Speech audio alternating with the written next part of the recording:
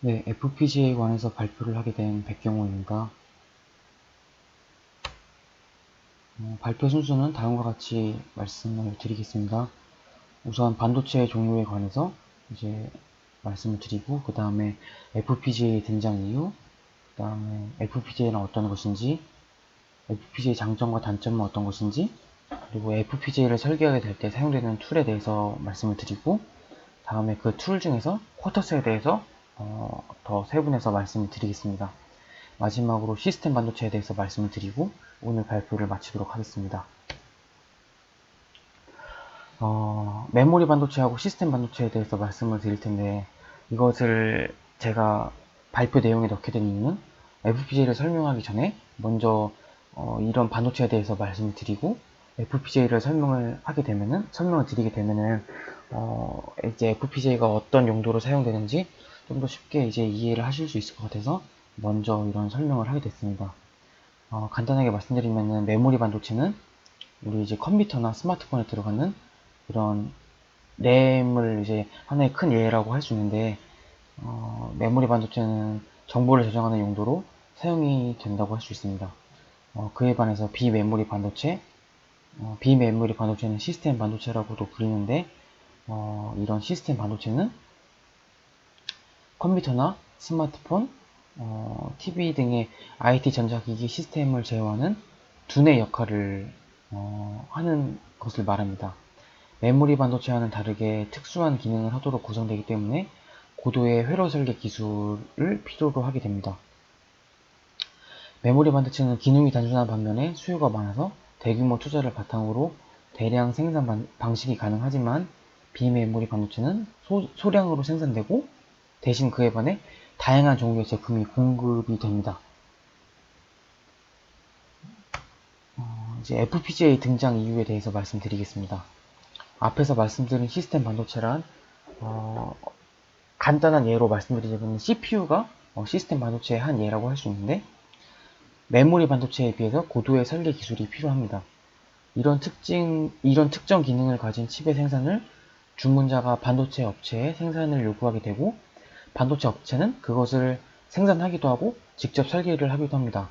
하지만 반도체를 개발하는 회사 입장에서는 많은 돈을 들여 개발한 반도체가 오류 등의 이유로 수정이 필요하게 될 수가 있는데, 이런 경우에 처음부터 다시 생산하는 과정을 겪어야 하게 되므로 제품의 개발에 걸리는 시간도 오래 소요되고 비용도 많이 들게 됩니다. 따라서 실제로 만들려고 하는 회로를 만약에 우리가 프로그래밍을 이용하고 그리고 실험을 거쳐서 정상 작동 유무를 확인할 수 있게 되면은 그렇게 이제 제품을 생산하는 것이 훨씬 더 효과적이 될 수가 있습니다. 이런 것을 프로그래머블 반도체라고 하는데, 프로그래머블 반도체란 소자의 제작자가 설계한 데이터를 저장할 수 있는 메모리를 탑재하고 외부로부터 주어지는 값에 따라 동작하게 되는 것을 말합니다. FPGA는 오늘날 가장 널리 쓰이는 프로그래머블 반도체의 한 종류라고 할 수 있습니다. 사진을 보시면은 FPGA 제작 업체 중에 알테라라는 제작 업체하고 이제 자이링스라는 제작 업체가 이제 대표적인 FPGA 제작 업체라고 할 수 있습니다.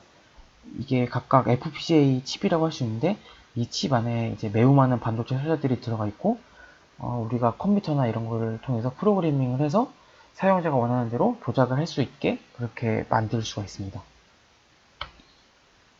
FPGA라는 것은 필드 프로그래머블 게이트 어레이 약자인데, 필드라는 단어가 들어간 이유는 연구실이나 실험용이 아니라 현장에서 바로 이제 쓰일 수 있다는 의미에서 필드라는 단어가 들어가게 되었습니다. 이 FPGA 칩 안에는 이제 수많은 게이트들이 들어가게 되는데, 이것을 이용해서 사용자가 원하는 디지털 로직을 프로그래밍을 이용해서 구현을 할 수가 있게 됩니다. 이제 오른쪽 사진에 있는 거는 DE1 SoC 보드라고 불리는 그런 보드인데, 이제 FPGA 칩을 이제 좀 더 이제 손쉽게 개발할 수 있도록 해주는 그런 개발용 보드라고 할 수 있습니다.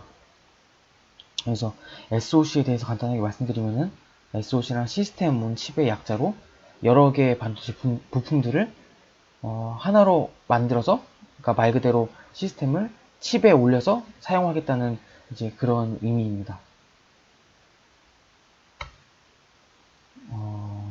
다음으로는 FPGA의 장점과 단점에 대해서 말씀드리겠습니다.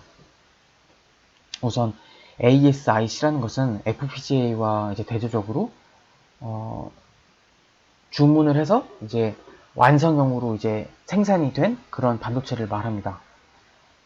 FPGA 장점은 개발 기간이 짧다는 것입니다.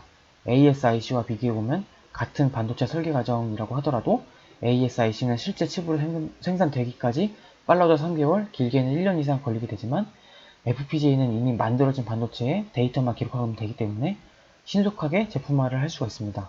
따라서 가전 및 IT 기기의 제품 수명이 짧아짐과 동시에 신제품이 자주 나오는 지금 프로그래머블 반도체가 좋은 그런 한 분야가 될 수 있다는 것을 의미합니다. 단점은 ASIC보다 처리 속도가 늦고 소자 단가가 비싸다는 점입니다. ASIC는 반도체 사용 목적에 맞게 회로가 이미 되어 있고 그에 따라서 구동 속도도 빠릅니다. 하지만 FPGA는 이미 배치된 게이트를 사용자가 작성된 데이터에 맞게 단계를 거쳐 구동되기 때문에 속도가 느립니다. 또 FPGA 내부에는 이미 수많은 게이트가 배치되어 있기 때문에 이것은 ASIC보다 불필요한 요소들이 포함되어 있다는 것으로 제조 가격이 높다는 것을 뜻합니다. 따라서 반도체 업체의 입장에서 생각해 볼 때 ASIC와 FPGA를 상황에 따라서 적절하게 선택을 하는 것이 일반적인 경우라고 할 수 있습니다.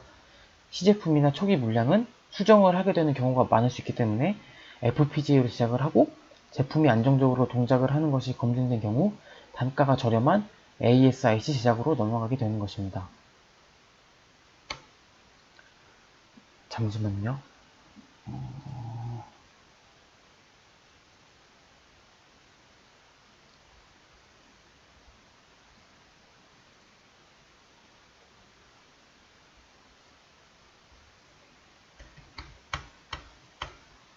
네, 그 다음으로는 FPGA를 이제 프로그래밍하기 위해서 사용되는 그런 설계 툴에 대해서 말씀을 드리겠습니다. 아까 말씀드렸듯이 FPGA를 제작하는 업체는 크게 알테라와 자일링스가 있습니다. 자일링스에서 제공하는 설계 툴은 비바도라고 불리고 알테라에서 제공하는 설계 툴은 쿼터스라고 불립니다.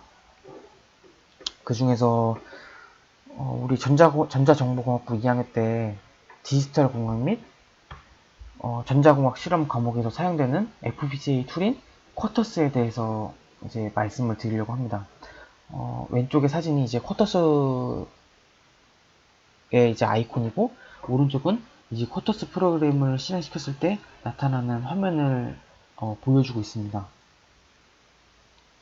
요 가운데 큰 화면이 이제 회로도를 작성하거나 아니면은 로직을 작성하는 데 필요한 프로그래밍 언어, 여기서 말씀드리는 프로그래밍 언어는 베릴로그나 뭐 VHDL 같은 그런 프로그래밍 언어들이 있는데 어쨌든 이런 프로그래밍 언어들을 요 화면에 작성을 하게 되고 이제 아래쪽에 이제 컴파일 하게 됐을 때 뭐 에러라든지 뭐 원인 같은 것을 이제 보여주는 그런 창이 되겠습니다.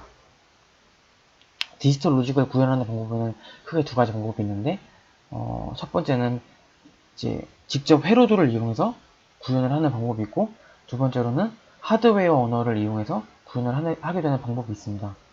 이 왼쪽 사진하고 오른쪽 사진은 동일한 이제 디지털 로직을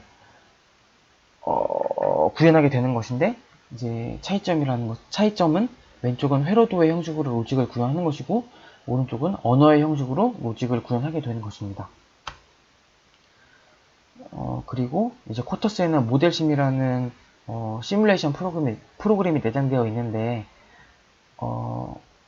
이제 우리가 적절하게 이제 시뮬레이션 언어를 이제 작성을 하고 시뮬레이션을 하게 되면은 오른쪽과 같은 시뮬레이션 파형을 얻을 수가 있습니다. 그래서 어떤 입력 값에 따라서 어떤 출력 값이 이제 나오게 되는지 이제 눈으로 보기 쉽게 그렇게 제공을 해주고 있습니다. 마지막으로 시스템 반도체에 대해서 이제 간략하게 말씀을 드리고 오늘 발표를 마치겠습니다. 우리나라의 경우에는 이제 삼성전자나 SK 하이닉스의 경우에 메모리 반도체